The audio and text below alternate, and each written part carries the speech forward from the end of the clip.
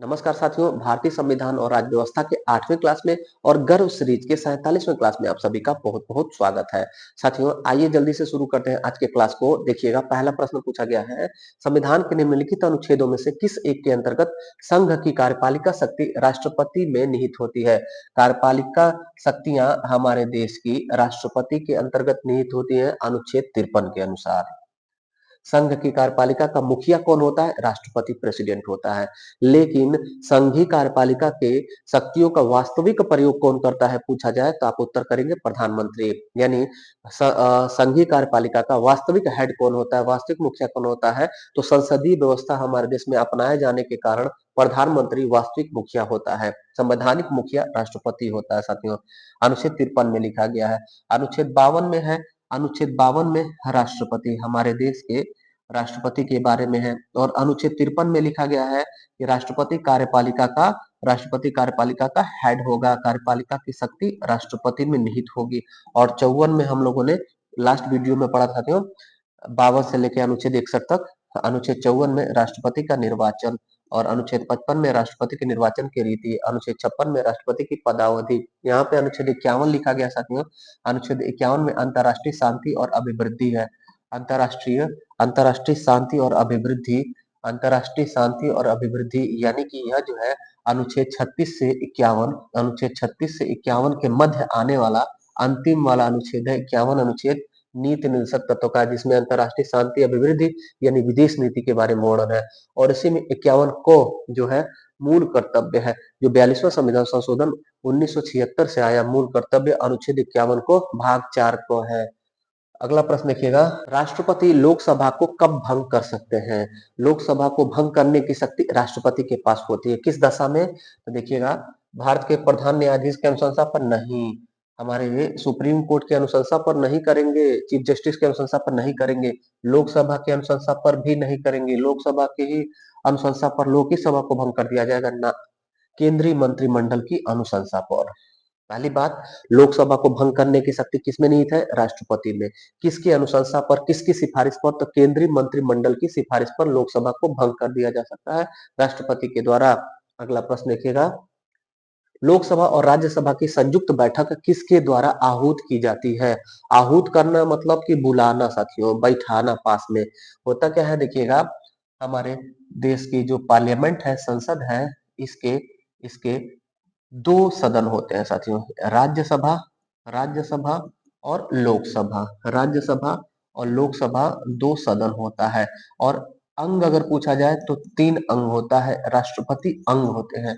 संसद के तीन अंग, एक दो तीन। संसद के दो हाउस, राज्यसभा और लोकसभा। तो ये जो राज्यसभा और लोकसभा है, यह दोनों में अलग अलग, कोई भी विधेयक अगर आता है तो दोनों में अलग अलग जाता है, एक एक करके पास होता है, पारित होता है।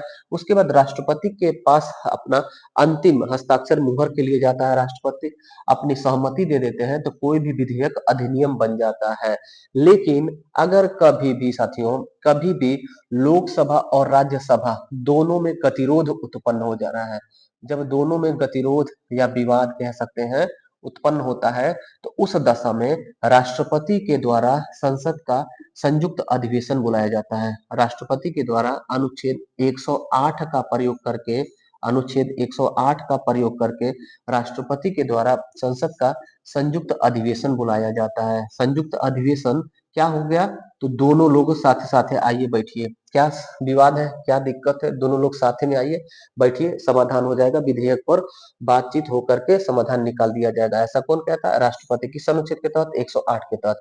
लेकिन जब दोनों लोग साथे आ गए तो अध्यक्षता कौन करेगा, हेड कौन होगा? तो याद रखिएगा, अनुच्छेद 118, अनुच्छेद 118 4 के अंतर्गत लिखा गया है कि जब संसद का संयुक्त अधिवेशन आहूत होता है, बुलाया जाता है राष्ट्रपति के द्वारा अनुच्छेद 108 के अंतर्गत, तो उस दशा में लोकसभा का जो स्पीकर होता है, लोकसभा का अध्यक्ष होता है, वो संसद के संयुक्त अधिवेशन की अध्यक्षता करता है। लोकसभा अध्यक्ष अध्यक्षता करता है साथियों। अगर ये नहीं रहेगा तब कौन करेगा संयुक्त अधिवेशन की अध्यक्षता?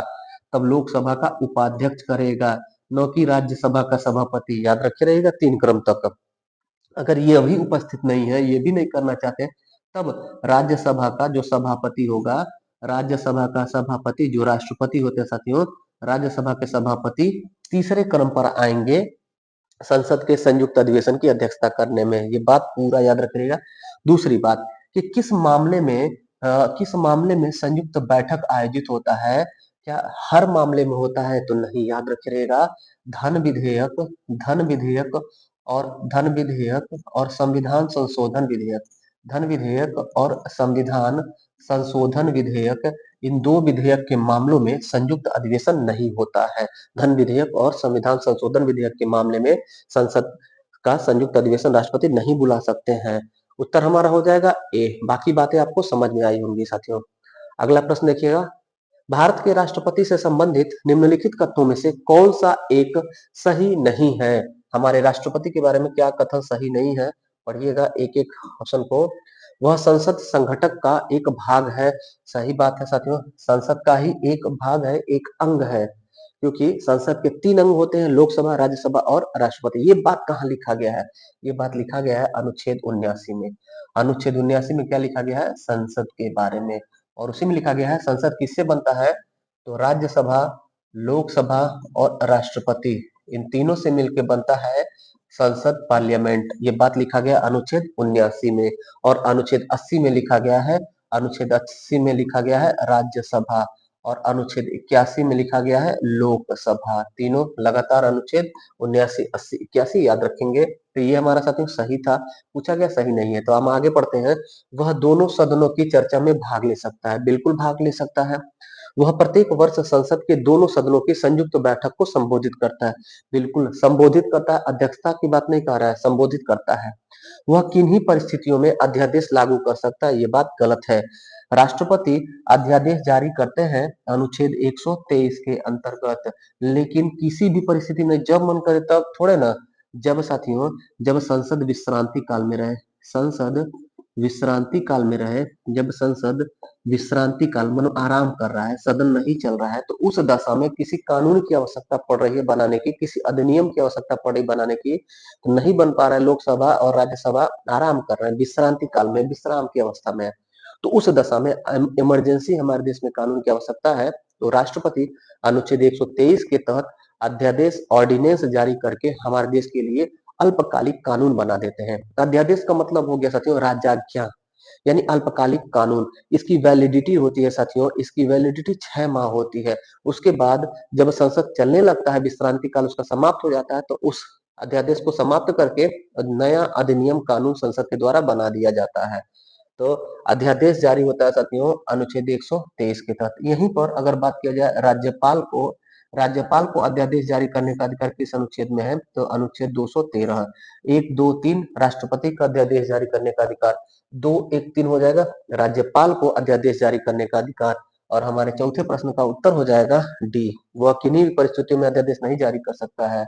अगला प्रश्न देखिएगा, भारत के राष्ट्रपति ने जिस एक मामले में अपने वीटो की शक्ति का प्रयोग किया था वह था, तो साथियों हमारे देश में एक बार मात्र पॉकेट वीटो, या जिसको कहा जाता है जेबी वीटो साथियों, उसका प्रयोग किया गया था 1986 में भारतीय डाकघर संशोधन विधेयक, जिसको साथियों पोस्ट ऑफिस बिल कहा जाता है। Post office bill, post office bill पर वीटो का प्रयोग किया गया था 1986 ईस्वी में। 1986 ईस्वी में हमारे देश के राष्ट्रपति थे डॉक्टर डॉक्टर ज्ञानी जैल सिंह, डॉक्टर ज्ञानी जैल सिंह। 1986 में इन्होंने पॉकेट वीटो का प्रयोग करके उस विधेयक को अपने पास रख लिया था, न ही उस पर अनुमति सहमति दिया था और न ही उसको वापस लौटाया था पुनर्विचार के लिए। यह राष्ट्रपति का साथियों, यह राष्ट्रपति का एक विशेष अधिकार होता है, वीटो पावर। तो ज्ञानी जैल सिंह ने 1986 में पोस्ट ऑफिस बिल को रख लिया था अपने पास, अनुमति नहीं दिया था। और साथियों डॉक्टर ज्ञानी जैल सिंह के बारे में 2 बात याद रखेंगे। इनका मूल नाम था जरनैल सिंह, जरनैल सिंह। दूसरा बात कि यह प्रथम सिख राष्ट्रपति थे, हमारे देश के प्रथम सिख राष्ट्रपति, हमारे देश के प्रथम सिख प्रेसिडेंट कौन थे, तो ज्ञानी जैल सिंह थे। अगला प्रश्न देखिएगा, निम्न में से किस राष्ट्रपति ने एक शक्ति का प्रयोग किया था जिसे संवैधानिक शब्दावली में जेबी निषेधाधिकार कहा जाता है। निषेधाधिकार साथियों, जेबी मतलब पॉकेट और निषेधाधिकार मतलब veto power. Pocket veto power का प्रयोग, और ये थोड़ा सा अशुद्ध लिखा है साथियों, इसको शुद्ध कर देते हैं। निषेध निषेध धन अधिकार। निषेध धन अधिकार का मतलब हुआ निषेधाधिकार। निषेधाधिकार ये होता है साथियों, निषेधाधिकार। टाइपिंग मिस्टेक हो गया है। पॉकेट वीटो का प्रयोग किया था 1946 में हमारे देश के राष्ट्रपति ज्ञानी जैल सिंह। इस मामले में पोस्ट ऑफिस विधेयक संसद में लाया गया था, उसी मामले में किया गया था। उत्तर यहाँ देखिएगा, सी उत्तर हो जाएगा। अगला प्रश्न पूछा गया है, संविधान के किस अनुच्छेद के अंतर्गत भारत के राष्ट्रपति को अध्यादेश जारी करने की शक्ति प्रदान की गई है? तो अनुच्छेद 123। अनुच्छेद 123 के तहत राष्ट्रपति को अध्यादेश जारी करने की शक्ति है, और अनुच्छेद 213 के अंतर्गत राज्यपाल को अध्यादेश जारी करने की शक्ति दी गई है। कब? तो संसद के विश्रांति काल के दौरान।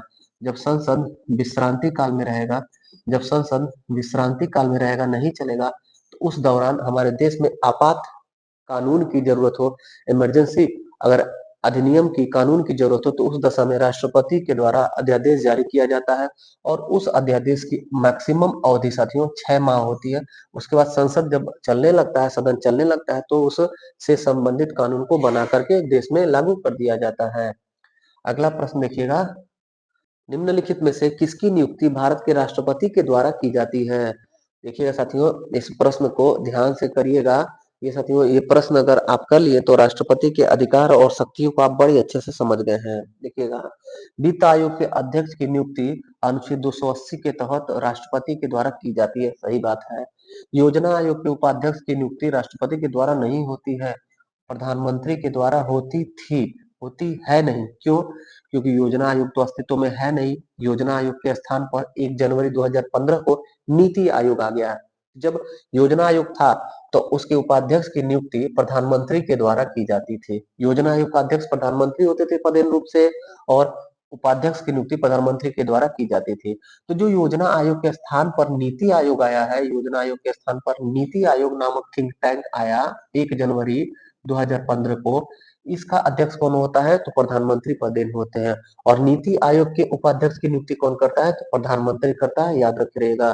तीसरा दिया गया, संघ राज्य क्षेत्र का मुख्यमंत्री।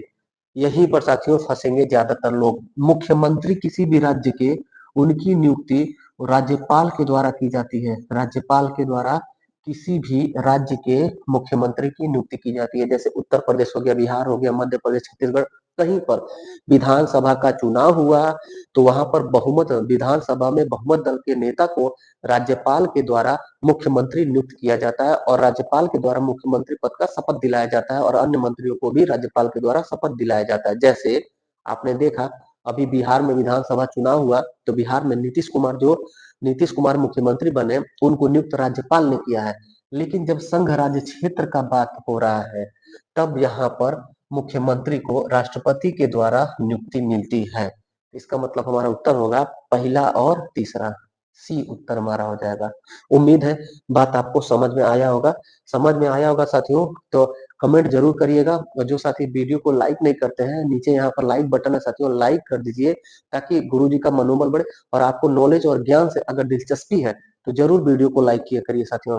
देखिएगा उत्तर हमारा 8 का सी हो जाएगा। 9वां प्रश्न है, निम्न में से किसकी नियुक्ति भारत का राष्ट्रपति नहीं करता है? हमारे देश के राष्ट्रपति के द्वारा किसकी नियुक्ति नहीं की जाती है? तो देखते हैं, उपराष्ट्रपति, प्रधानमंत्री, राज्यपाल और मुख्य निर्वाचन आयुक्त।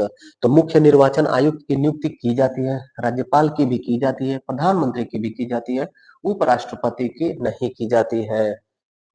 उपराष्ट्रपति साथियों, उपराष्ट्रपति की नियुक्ति राष्ट्रपति के द्वारा नहीं की जाती है, बल्कि इनको संसद के द्वारा साथियों, संसद के द्वारा चुन करके भेजा जाता है। लोकसभा में जितने भी निर्वाचित सदस्य हैं और राज्यसभा में जितने भी निर्वाचित सदस्य हैं, उन दोनों लोगों के द्वारा निर्वाचक एक मंडल तैयार होता है, वही निर्वाचक मंडल उपराष्ट्रपति को चुनते हैं। बाकी तीनों की नियुक्ति करा जाता है राष्ट्रपति के द्वारा, अपॉइंट किया जाता है राष्ट्रपति के द्वारा। यहाँ आपको एक शब्द समझाना चाहते हैं साथियों, समझिएगा थोड़ा सा। मनोनीत शब्द एक होता है, मनोनीत शब्द होता है, और एक चयनित शब्द होता है, चयनित शब्द होता है, और एक ये है नियुक्ति शब्द। नियुक्ति, चयन, नियुक्ति, और एक चुनाव होता है ना साथियों, निर्वाचन। निर्वाचन निर्वाचन निर्वाचन इसको कहा जाएगा साथियों, निर्वाचन को और भी हम लोग चुनाव कह सकते हैं ना, चुनाव। ये चारों अलग अलग शब्दावली है। आप अगर इसका इंग्लिश देखें तो थोड़ा समझ में आएगा, फिर हम एक्सप्लेन कर देंगे, पूरा समझ आ जाएगा। मनोनीत मतलब नॉमिनेट, नॉमिनेट करना। जैसे राज्यसभा में 12 सदस्यों को मनोनीत करने का शक्ति राष्ट्रपति के पास है, तो राष्ट्रपति अपने मन से जिसको मान लिए वो मनोनीत कहलाते हैं। ठीक। दूसरा चयनित, हम लोग क्या कर रहे हैं, हम लोग अपना संघर्ष कर रहे हैं, एस्पिरेंट है, पढ़ाई कर रहे हैं, तैयारी कर रहे हैं, किसके लिए, चयन लेने के लिए, सिलेक्शन लेने के लिए। तो चयनित का सिलेक्टेड होता है साथियों, सिलेक्टेड, सिलेक्शन। और नियुक्ति क्या होता है, जब सिलेक्शन आपका हो जाएगा तो आप जिस डिपार्टमेंट बनेंगे उस डिपार्टमेंट का हेड जो होगा वो आपको अपॉइंट करेगा, नियुक्त करेगा, अपॉइंट किया जाएगा। जैसे प्रधानमंत्री बहुमत दल के नेता हो गए, या फिर विधानसभा में बहुमत दल के नेता मुख्यमंत्री हो गया, तो उसको नियुक्त यानी अपॉइंट कौन कर रहा है, राष्ट्रपति कर रहे हैं। प्रधानमंत्री को, राज्यपाल को, इनको अपॉइंटमेंट कौन दे रहा है, तो राष्ट्रपति दे रहा है। तो नियुक्ति मतलब साथियों अपॉइंटमेंट हो गया, अपॉइंटमेंट, नियुक्ति। निर्वाचन जो इलेक्शन होता है साथियों, इलेक्शन जो वोट डाल करके इलेक्ट किया जाता है उसको निर्वाचन या चुनाव कहते हैं। हम लोग गए, इनको चुनना है, इनको चुनना है, ABCD 4 ऑप्शन है, उनमें से किसी को चुन ले रहे हैं, तो वो हो गया चुनाव या निर्वाचन या इलेक्शन। अपॉइंटमेंट नियुक्ति को बोलते हैं, चयन सिलेक्शन को बोलते हैं, मनोनयन नॉमिनेशन को बोलते हैं। उम्मीद है समझ में आया होगा। 10वां प्रश्न देखिएगा, भारतीय संविधान का कौन सा अनुच्छेद राष्ट्रपति को उच्चतम न्यायालय से परामर्श करने की शक्ति प्रदान करता है? उत्तर होगा 143, अनुच्छेद 143 साथियों, इंटरेस्टिंग अनुच्छेद है ना। 143 करने का अधिकार है राष्ट्रपति को सुप्रीम कोर्ट से। राष्ट्रपति सुप्रीम कोर्ट से परामर्श ले सकता है और अनुच्छेद 143 में ये बात लिखी गई है। अगला प्रश्न देखिएगा, भारत के राष्ट्रपति को यह अधिकार प्राप्त नहीं है। कौन सा अधिकार प्राप्त नहीं है? ऑप्शन दिया गया है, क्षमा दान करने की है, क्षमा दान करने की शक्ति राष्ट्रपति के पास है। अनुच्छेद 72 में लिखा गया है क्षमा दान की शक्ति राष्ट्रपति के पास है। और राज्यपाल के पास भी क्षमादान की शक्ति है अनुच्छेद 161 के तहत। दूसरा, सर्वोच्च न्यायालय के न्यायाधीश को हटाने की, यही उत्तर हमारा हो जाएगा साथियों। सर्वोच्च न्यायालय के न्यायाधीशों को हटाने का राइट हमारे देश के राष्ट्रपति के पास नहीं है। उनको संसद में महाभियोग जैसी प्रक्रिया के द्वारा हटाया जा सकता है। और सी, आपातकाल की घोषणा, तो ये है साथियों अनुच्छेद 352। अनुच्छेद 352 आपातकाल जो है वो डिक्लेयर कर सकता है राष्ट्रपति। अध्यादेश जारी करने का अधिकार अनुच्छेद 123 ये राष्ट्रपति के पास है। यही हमारा उत्तर हो जाएगा कि बी वाला जो शक्ति है वो राष्ट्रपति के पास नहीं है। सर्वोच्च न्यायालय के न्यायाधीशों को हटाने की शक्ति नहीं है, इनके ऊपर महाभियोग जैसी प्रक्रिया संसद में चलाकर इनको हटाया जाता है। अगला प्रश्न है, निम्न में से कौन सा संवैधानिक विशेषाधिकार राष्ट्रपति का नहीं है? संवैधानिक विशेषाधिकार कौन सा नहीं है? देखिएगा, साधारण बिल को पुनर्विचार हेतु लौटा सकता है साथियों। साधारण बिल को पुनर्विचार के लिए राष्ट्रपति एक बार लौटा सकता है। वित्तीय बिल को पुनर्विचार के लिए लौटाना, वित्तीय बिल को पुनर्विचार के लिए राष्ट्रपति नहीं लौटा सकता है, यही उत्तर हो जाएगा हमारा। बाकी ऑप्शन देखते हैं, लोकसभा को भंग करना, राष्ट्रपति कर सकता है लोकसभा को भंग, बस केंद्रीय मंत्रिमंडल की सिफारिश पर, सुझाव पर, अनुशंसा पर। प्रधानमंत्री की नियुक्ति करता है राष्ट्रपति। अनुच्छेद 75(1) में लिखा हुआ है कि मंत्रिपरिषद की नियुक्ति प्रधानमंत्री की सलाह पर की जाएगी और प्रधानमंत्री की नियुक्ति राष्ट्रपति के द्वारा की जाएगी। तो प्रधानमंत्री की नियुक्ति करता है राष्ट्रपति, ये सही है। ACD सही है, बी हमारा, यही हमारा इस प्रश्न का उत्तर हो जाएगा जो पूछा गया, राष्ट्रपति का विशेषाधिकार नहीं है। अगला प्रश्न देखिएगा, 13वां प्रश्न, संसद के लिए राष्ट्रपति का अभिभाषण कौन तैयार करता है? संसद में राष्ट्रपति साथियों दोनों सदनों को अभिभाषण देते हैं, तो उस अभिभाषण को केंद्रीय मंत्रिमंडल के द्वारा तैयार किया जाता है। केंद्रीय मंत्रिमंडल राष्ट्रपति का भाषण तैयार करता है, याद रखे रहिएगा। 14वां प्रश्न पूछा गया है, स्वतंत्र भारत के प्रथम राष्ट्रपति थे, तो साथियों हमारे देश के प्रथम राष्ट्रपति बिहार से थे, doctor Rajendra Prasad. Doctor Rajendra Prasad, doctor Rajendra Prasad Bihar राज्य से थे साथियों। और इनका इनका उपाधि आप याद रखिएगा, इनका उपनाम याद रखिएगा, अजात शत्रु इनको कहा जाता था साथियों, अजात शत्रु। और देश रत्न कहा जाता था, देश रत्न किसको कहा जाता है? डॉक्टर राजेंद्र प्रसाद को, हमारे देश के प्रथम राष्ट्रपति बिहार से था साथियों। इनकी नियुक्ति किस डेट को हुई थी? तो 24 जनवरी 24 जनवरी 1950 को हमारे देश के प्रथम राष्ट्रपति डॉक्टर राजेंद्र प्रसाद नियुक्त हुए थे। कहाँ से थे? बिहार से। बिहार में भी कहाँ? सीवान जिला। बिहार में भी सीवान जिला। सीवान में भी कहाँ से? जीरादेई जगह।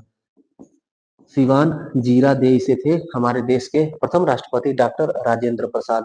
अगला प्रश्न 15वां प्रश्न देखिएगा। सर्वसम्मति से निर्वाचित भारत के राष्ट्रपति थे, यानी कि निर्विरोध राष्ट्रपति, यानी कि इनके विपक्ष में कोई चुनाव नहीं लड़ा था। तो वो थे साथियों नीलम संजीव रेड्डी। नीलम संजीव रेड्डी, एन संजीव रेड्डी हमारे देश के एकमात्र निर्विरोध या सर्वसम्मति से निर्वाचित भारत के राष्ट्रपति थे, नीलम संजीव रेड्डी। अगला प्रश्न देखिएगा। राष्ट्रपति भवन का डिजाइन किया गया था। राष्ट्रपति भवन जो नई दिल्ली में स्थित साथियों, उसको एडविन लुटियंस और हर्बर्ट बेकर दो लोगों ने तैयार किया था। हर्बर्ट बेकर और एडविन लुटियंस ये दो आर्किटेक्चर थे, इन लोगों ने मिल करके तैयार किया था। और इसमें ठेकेदार कौन थे साथियों? शोभा सिंह का नाम याद रखिएगा। ठेकेदार जिन्होंने बनाया था उनका नाम था शोभा सिंह। और ये राष्ट्रपति भवन साथियों, ये गवर्नर जनरल भवन था, वायसराय भवन था। इसी को स्वतंत्रता के बाद संविधान लागू होने के बाद राष्ट्रपति भवन कर दिया गया। ऐसे ही साथियों एक प्रश्न का उत्तर आप कमेंट में करिए कि हमारे देश में संसद भवन जो है वो नया संसद भवन बन गया है। पुराना संसद भवन के स्थान पर जो गोल वाला पुराना संसद भवन 50 रुपए के नोट पर तस्वीर आप देखे होंगे, उसके स्थान पर नया संसद भवन जो बन गया साथियों, नया संसद भवन बन गया है। तो यहाँ पर सदन चल रहा है जिसका आकार त्रिभुजाकार है, ट्रायंगल है नया संसद भवन, और पुराना वाला गोलाकार।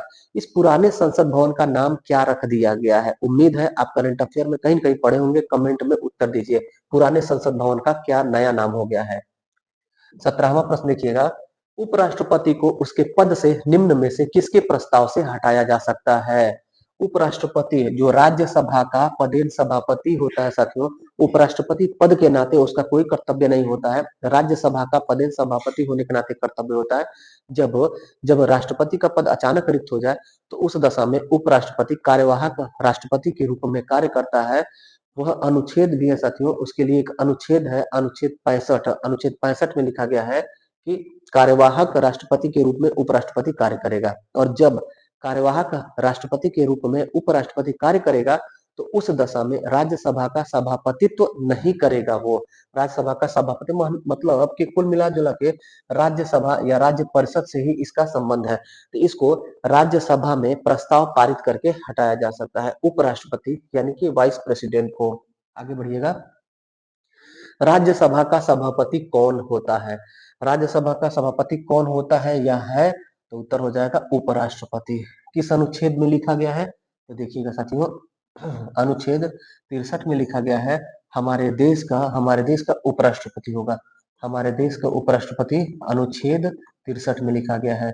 अनुच्छेद 64 में लिखा गया है कि उपराष्ट्रपति राज्यसभा के सभापति होंगे, यानी कि उपराष्ट्रपति राज्यसभा के सभापति होंगे, राज्यसभा का सभापतित्व तो करेंगे उपराष्ट्रपति। अनुच्छेद 64 में लिखा गया है। अनुच्छेद 65 में लिखा गया है कि उपराष्ट्रपति राष्ट्रपति का इमरजेंसी में पोस्ट खाली हो जाए, पद खाली हो जाए तो उस दशा में कार्यवाहक राष्ट्रपति रहेंगे। राष्ट्रपति का पद रिक्त होने की दशा में कार्यवाहक राष्ट्रपति बनेगा हमारा उपराष्ट्रपति। ये बात 65 में लिखा गया है। उपराष्ट्रपति का निर्वाचन अनुच्छेद 66 में लिखा गया है। अनुच्छेद 66 में लिखा गया है उपराष्ट्रपति का निर्वाचन कौन करता है साथियों? तो राष्ट्रपति का निर्वाचन हम लोगों ने पढ़ा था खूब अच्छे से कि लोकसभा में लोकसभा के निर्वाचित सदस्य और राज्यसभा के निर्वाचित सदस्य, विधानसभा के निर्वाचित सदस्य, दिल्ली पांडिचेरी विधानसभा के निर्वाचित सदस्य मनोनयन को छोड़ करके। यहाँ पर साथियों थोड़ा सा आपको याद रखना है कि उपराष्ट्रपति के निर्वाचन में संसद के सभी सदस्य भाग लेते हैं। संसद के सभी सदस्य मतलब कौन कौन? तो आप देखेंगे संसद में दो सदन होता है, लोकसभा और राज्यसभा। इन दोनों में दो प्रकार के सदस्य होते हैं, एक मनोनीत और एक निर्वाचित। तो यहाँ पर चाहे वो मनोनीत हो चाहे निर्वाचित हो सभी, यहाँ पर भी चाहे मनोनीत हो चाहे निर्वाचित हो सभी। और राज्यों में नहीं जाना है, विधानसभा में नहीं जाना है, केंद्र शासित राज्यों में नहीं जाना है। बस संसद के सभी सदस्य निर्वाचित चाहे मनोनीत मिल करके एक निर्वाचक मंडल बनाते हैं और अनुच्छेद 66 के तहत उपराष्ट्रपति की नियुक्ति की जाती है। ये चार अनुच्छेद कम से कम आप उपराष्ट्रपति का याद रख रहिएगा। अगला प्रश्न देखिएगा। निम्न में से किस एक की अध्यक्षता किसी ऐसे व्यक्ति द्वारा की जाती है जो उसका सदस्य नहीं होता है? तो उत्तर क्या होगा हमारा? राज्यसभा। राज्यसभा का सभापतित्व कौन करता है? तो हमारे देश के उपराष्ट्रपति। यह किस अनुच्छेद में लिखा गया है? अनुच्छेद 64 में लिखा गया, 64 में लिखा गया साथियों। अगला प्रश्न है 20वां प्रश्न, भारत के प्रधानमंत्री के विषय में निम्नलिखित कथनों में से कौन सही है? पढ़ेंगे। प्रधानमंत्री मंत्रिपरिषद का नाम मात्र का नेता होता है। ये बात गलत है साथियों, नाम मात्र का नेता नहीं होता है, वास्तविक नेता होता है मंत्रिपरिषद का। मंत्रिपरिषद का वास्तविक नेता प्रधानमंत्री होता है। वह संसद के प्रति उत्तरदायी नहीं है, गलत बात है। संसद के प्रति उत्तरदायी है वो। वह अपने मंत्रियों में से किसी मंत्री को बर्खास्त नहीं कर सकता है, ये भी गलत बात है साथियों। अपने मंत्रियों में से किसी को बर्खास्त कर सकता है। प्रधानमंत्री मंत्रिपरिषद का वास्तविक नेता होता है, ये कथन सही है। पूछा गया हमसे कौन सा कथन सही है? डी वाला सही है, पढ़िएगा। प्रधानमंत्री मंत्रिपरिषद का वास्तविक नेता होता है। अगला प्रश्न है, भारत का प्रधानमंत्री होता है क्या होता है? अभी हमने चारों पांचों शब्दों को पढ़ा साथियों। निर्वाचित होता है, चयनित होता है, मनोनीत होता है कि नियुक्त होता है? तो अनुच्छेद 75 एक हमने पढ़ा। अनुच्छेद 75 एक में लिखा है हमारे देश के प्रधानमंत्री की नियुक्ति राष्ट्रपति के द्वारा की जाएगी। तो अपॉइंट होता है राष्ट्रपति, न कि नॉमिनेट होता है, न कि सिलेक्टेड होता है, न ही इलेक्टेड होता है। इलेक्टेड तो लोकसभा के सदस्य होते हैं, एमपी को हम इलेक्ट करते हैं, और उन एमपी में जो बहुमत दल का नेता होता है वही जो है साथियों प्रधानमंत्री नियुक्त किया जाता है राष्ट्रपति के द्वारा। तो हमारा उत्तर होगा 21 का डी। भारत का प्रधानमंत्री नियुक्त होता है अनुच्छेद 75 एक में और राष्ट्रपति के द्वारा। अगला प्रश्न देखिएगा, भारत का प्रधानमंत्री मुख्य है, किसका मुख्य है? राज्य सरकार का? नहीं, राज्य सरकार का मुख्य मुख्यमंत्री होता है, न कि प्रधानमंत्री होता है। केंद्रीय सरकार का? यही उत्तर हो जाएगा साथियों, केंद्र सरकार का मुखिया प्रधानमंत्री होता है। राज्य और केंद्र दोनों का? नहीं, उपयुक्त में से कोई नहीं। उत्तर हमारा हो जाएगा 22 का बी। 22 का बी उत्तर। मतलब केंद्र सरकार का हेड कौन होता है? तो प्रधानमंत्री होता है। क्यों? क्योंकि हमारे देश में संसदीय व्यवस्था अपनाई गई है। तो संसदीय व्यवस्था वाले देशों में हेड जो होता है वास्तविक शक्तियों का जो प्रयोग करता है वो प्रधानमंत्री करता है अपने मंत्रिपरिषद के माध्यम से। अगला देखिएगा, भारतीय संविधान के अनुच्छेद 78 में प्रावधान है दायित्वों का। किसके दायित्वों का वर्णन है, किसके कर्तव्यों का वर्णन है? अनुच्छेद 78 में। उत्तर होगा डी, प्रधानमंत्री। प्राइम मिनिस्टर हमारे देश के प्रधानमंत्री के कर्तव्यों और दायित्वों के निर्वहन का वर्णन है अनुच्छेद भारतीय संविधान के अनुच्छेद 78 में। बाकी अगर ऑप्शन देखें साथियों, लोकसभा अध्यक्ष, लोकसभा अध्यक्ष की नियुक्ति और लोकसभा के उपाध्यक्ष की नियुक्ति के बारे में अनुच्छेद 93 में लिखा है। और राज्यसभा के सभापति और राज्यसभा के उपसभापति की नियुक्ति अनुच्छेद 89 में लिखा गया है। भारत के नियंत्रक एवं महालेखा परीक्षक की नियुक्ति अनुच्छेद 148 में लिखा गया है। सीएजी की नियुक्ति राष्ट्रपति के द्वारा की जाती है, अनुच्छेद 148 में लिखा गया है। अगला अगला प्रश्न है, कैबिनेट का तात्पर्य है। कैबिनेट का तात्पर्य होता है साथियों कैबिनेट स्तर के जो मंत्री हैं। इस विकल्प के अनुसार हमारा उत्तर होगा शासन के सभी मंत्रीगण नहीं, अपने सचिवों के साथ कैबिनेट स्तर नहीं, सचिव नहीं आएंगे, राज्य मंत्रीगण ये भी नहीं। उत्तर हमारा बी होगा 24 का बी, यानी कैबिनेट स्तर के मंत्री होंगे। एक बात समझिएगा यहाँ पर मंत्री से संबंधित साथियों, एक शब्द होता है मंत्री परिषद। हमारे भारतीय संविधान में जो मंत्रियों की नियुक्ति है वो मंत्रिपरिषद ही लिखा गया है। अनुच्छेद 75 एक में लिखा गया है मंत्रिपरिषद की नियुक्ति राष्ट्रपति के द्वारा की जाएगी। मंत्रिपरिषद में क्या होता है साथियों? तो पीएम और प्लस जितने भी अन्य मंत्री होते हैं, चाहे वो कैबिनेट हो, चाहे स्वतंत्र प्रभार, चाहे राज्य मंत्री, ये प्रधानमंत्री और अन्य मंत्री सभी को मिला करके तब मंत्रिपरिषद कहा जाता है। और जब जब साथियों प्रधानमंत्री प्रधानमंत्री और कैबिनेट दर्जे का मंत्री होगा, प्रधानमंत्री और कैबिनेट मंत्री होंगे, तो इन दोनों को मिलाकर के कहा जाता है मंत्रिमंडल। मंत्रिमंडल, तो दोनों में अंतर है ना साथियों, मंत्रिमंडल शब्द और मंत्री परिषद शब्द। मंत्री परिषद में सभी मंत्री आ जाएंगे प्रधानमंत्री समेत, और मंत्रिमंडल जो होता है, मंत्रिमंडल इसमें खाली प्रधानमंत्री और कैबिनेट दर्जे के मंत्री होंगे। फर्स्ट क्लास के मंत्री और प्राइम मिनिस्टर को मंत्रिमंडल कहा जाता है। तो हमारे भारतीय संविधान के अनुच्छेद 75 एक में किसकी नियुक्ति के बारे में है? मंत्रिपरिषद, न कि मंत्रिमंडल। हमारे भारतीय संविधान के एकमात्र अनुच्छेद 352 में मंत्रिमंडल का उल्लेख मिलता है। मंत्रिमंडल शब्द का उल्लेख कितनी बार मिलता है? एकमात्र बार। किस अनुच्छेद में? अनुच्छेद 352, जो हमारे देश में राष्ट्रीय आपात से संबंधित अनुच्छेद है, नेशनल इमरजेंसी से संबंधित अनुच्छेद है 352। इसी में मंत्रिमंडल शब्द का एकमात्र बार उल्लेख मिलता है। ये बात आप याद रखे रहिएगा। अंतिम प्रश्न देखते हैं। 25वां प्रश्न पूछा गया है, संसदीय शासन में वास्तविक शक्ति किसके पास होती है? संसदीय शासन व्यवस्था वाले देशों में साथियों, जो भी पार्लियामेंट्री सिस्टम वाला देश है उसमें हेड होता है प्रधानमंत्री। जैसे ब्रिटेन हो गया या कनाडा हो गया साथियों, वहां पर संसदीय व्यवस्था है। हालांकि ब्रिटेन में राजतंत्रात्मक संसदीय व्यवस्था है, हमारे भारत में लोकतंत्रात्मक संसदीय व्यवस्था है, लेकिन संसदीय दोनों जगह है। इसीलिए ब्रिटेन में भी प्रधानमंत्री, हमारे देश में भी प्रधानमंत्री है। ब्रिटेन में जो राजा रानी है राजतंत्र के नाते, वो सिर्फ रबर मोहर स्टैंप है और कुछ नहीं है। वास्तविक जो है वहां पर प्रधानमंत्री। ऐसे ही हमारे भारत में भी है साथियों, हमारे भारत में भी वास्तविक शक्ति संसद का प्रधानमंत्री प्रयोग करता है। राष्ट्रपति कौन से व्यवस्था वाले देशों में करते हैं? तो राष्ट्रपति जहां पर अध्यक्षात्मक शासन प्रणाली है, जहां अध्यक्षात्मक शासन प्रणाली है, उस देशों में जो हेड होता है वो राष्ट्रपति होता है। जैसे एग्जाम्पल में अगर देखें हम लोग, तो अमेरिका, अमेरिका अध्यक्षात्मक शासन प्रणाली वाला देश है। वहां पर आप प्रधानमंत्री शब्द ही नहीं सुनेंगे, वहां पर डोनाल्ड ट्रंप को आप सुनेंगे कि वो प्रेसिडेंट है। ये था साथियों भारतीय संविधान एवं राज्य व्यवस्था का 8वां क्लास। कैसा लगा आज का क्लास? फीडबैक जरूर दीजिएगा। कोई भी क्वेरी, कोई भी प्रश्न होगा तो कमेंट जरूर करिएगा। वीडियो को लाइक नहीं किए तो वीडियो को लाइक कर दीजिए। और साथियों, अपने स्टडी ग्रुप पढ़ने वाले स्टूडेंट, अपने छोटे भाई बड़े भाई को जरूर शेयर करिए। बाकी मिलते हैं फिर अगले क्लास में, तब तक के लिए धन्यवाद। जय हिंद।